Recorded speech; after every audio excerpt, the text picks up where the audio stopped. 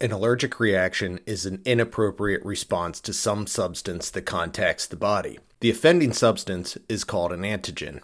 The body reacts by initiating an immune inflammatory response. Substances like histamine, cytokines, and bradykinin are released, which causes vasodilation, leaking fluid out of the capillaries and into the proverbial third space. Itching, swelling, hives, smooth muscle contraction that results in airway constriction, bronchospasm, and GI upset will follow. Sometimes the reaction is localized to the area that contacted the antigen. Sometimes it's more systemic, sometimes you get some symptoms and not others. There's no set rule for how an allergic reaction is going to present or progress. A simple allergic reaction is treated with antihistamines.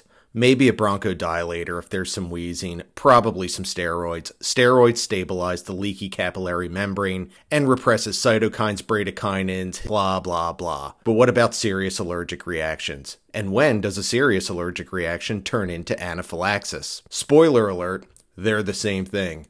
Study after study shows us that doctors, nurses, paramedics, all of us woefully under and misdiagnose anaphylaxis. It is a big misconception that anaphylaxis is a rapid onset and explosive death reaction like Macaulay Culkin in My Girl. Anaphylaxis is often gradual and insidious in onset. It can wax and wane and symptoms can change. There is no single accepted definition of anaphylaxis, but most allergy resources agree that it occurs when significant allergic symptoms are present in two or more body systems. There doesn't have to be angioedema. There doesn't have to be hives. There doesn't have to be wheezing.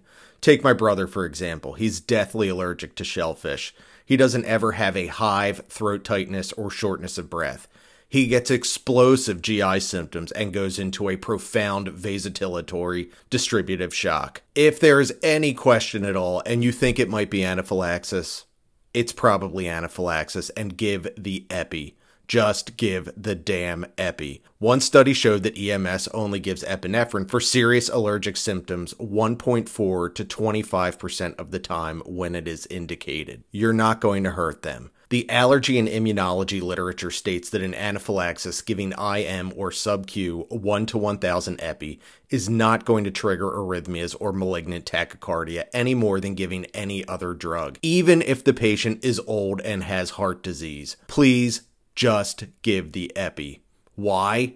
Well, antihistamines aren't really going to do a whole hell of a lot in anaphylaxis.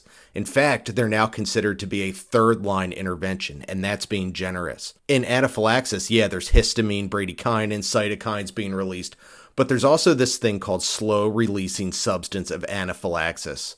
I know the name is dumb. It's like they weren't even trying when they came up with it, but I didn't name it.